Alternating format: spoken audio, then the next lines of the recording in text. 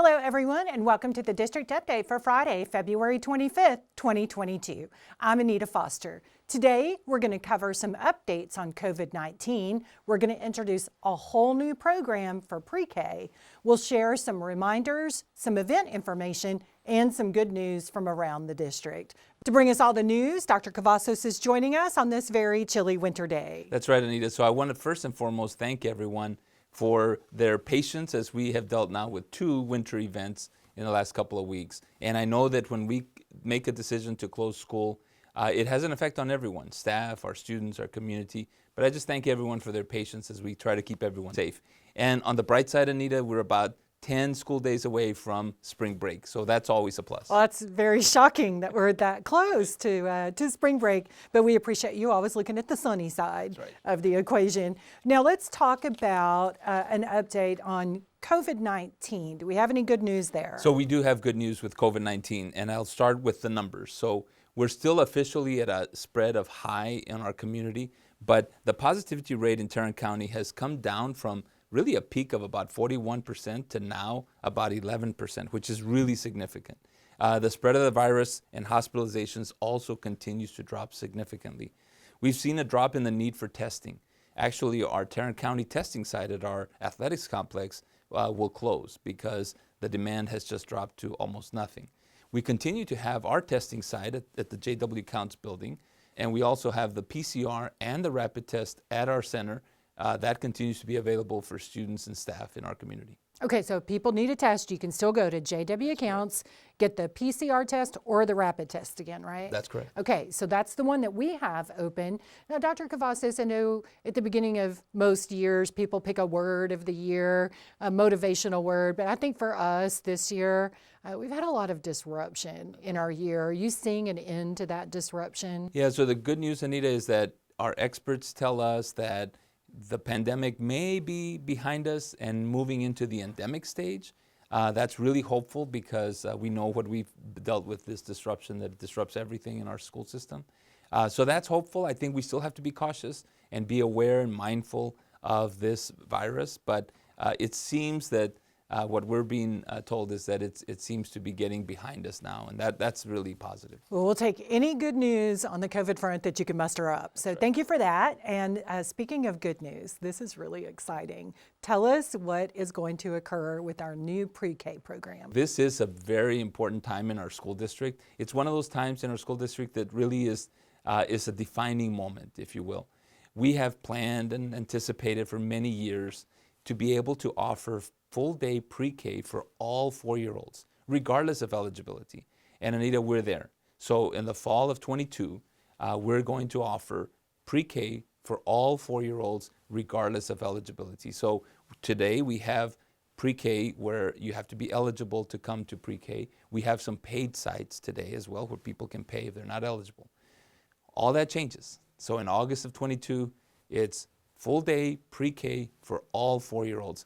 Again, a big moment in our district because we know the impact that that type of learning early on has on student success, and that sustains over time.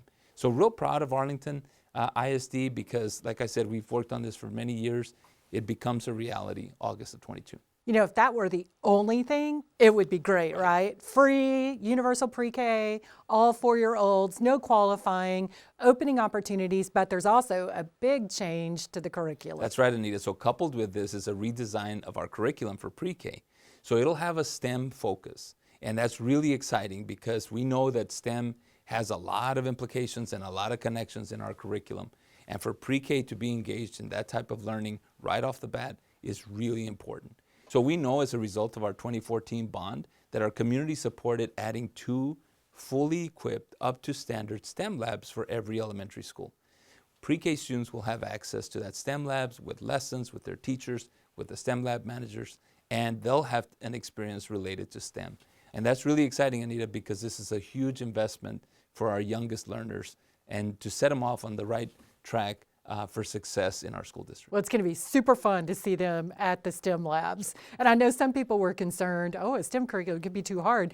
And I remember saying, we're not teaching the Pythagorean theorem. They're going to be playing with blocks and doing experiments and really developing that passion. And really a sense of discovery, which we know that that's really important. Also a sense of play, that's really important in pre-K. But integrating all that experience into an outstanding pre-K program is just exciting. I want to thank our teachers, especially our teachers, and our committee, our staff that worked on this to make this now a reality. So very proud. Well, we're working on the website on our team, and so we'll have that up here in just a couple weeks. We'll have all the new information about pre-K 4 so that people can get that information, share it with parents you know that have 4-year-olds that are excited to start school. But let me ask you this before we wrap up with our pre-K topic. What changes, if anything, with the pre-K 3 program? So Anita, we're very proud in our district to offer pre-K 3. We have offered that for a number of years. No change really in pre-K 3. We'll continue to offer that. In fact, we hope that that continues to grow as well. So pre-K 3 remains consistent in Arlington ISD. We'll continue to offer that for even the younger learners. Well, very good. Well, we're excited about pre-K 4, full day, universal pre-K, free for everyone, with STEM experiences for every pre-K student. Absolutely. Well, we have a few other events coming up, and I want to make y'all aware of them. Coming up on Saturday, March 5th, we have a fair for maintenance and operations positions at the CTC. If you know anyone looking for positions in facilities, custodial services, food services, security, transportation, direct them to the website AISD.net/jobs, and you'll find all the information on the maintenance and operations job fair.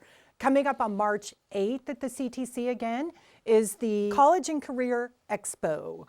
Then after that, April 23rd is the big teacher job fair again at the CTC. More information on those job fairs at AISD.net/jobs. So Dr. Cavazos, you also have some important reminders. That's right, Anita. So don't forget to get your wellness points. Everyone that's enrolled in the medical insurance in the district has access to the Go 365 Wellness Program. We want everyone to achieve silver status. If you're not sure how to do that, please contact your wellness champion at your site. Also, you recently received a short survey link from our partners at the Holdsworth Center. I encourage you to complete that survey because it gives us valuable information about how we can improve what is most important to you. And as always, we have some really good news from around the district. That's right, Anita. Last week I had a chance to attend the Black History Month program at Sam Houston High School. I want to commend everyone involved in making this annual event such a success. From various events throughout the month to scholarship opportunities that students have, this has become a real showcase every February. I would also like to commend our other schools who have participated in Black History Month events this month. Very well done. We also have an update that is making international news from China, which is where 2007 Bowie graduate Sylvia Hoffman made some history. Hoffman, who played on the 2005 state championship basketball team, made her Olympic debut a very memorable one. She was part of the United States bobsled team that captured the bronze medal. That's a huge accomplishment and one that Bowie High School and the rest of our district should be very proud. Speaking of Arlington ISD pride, we're now home to not one but 2 Super Bowl champs. Former Lamar standout Bobby Brown III and Martin star Justin Hollins will each be fitted for a Super Bowl ring after the Rams beat the Cincinnati Bengals in the Super Bowl. That's another huge accomplishment and one that means even more knowing that our district alum are still coming back and making an impact at their former schools. That is great news, Dr. Cavazos, and hopefully this serves as inspiration for all of our student athletes today that they can accomplish great things in their futures too. Well, it's about time to wrap up our district update and certainly hope for some warmer days ahead. That's right, and again, I want to thank everyone on the team for getting us through 2 winter storm events in the same month.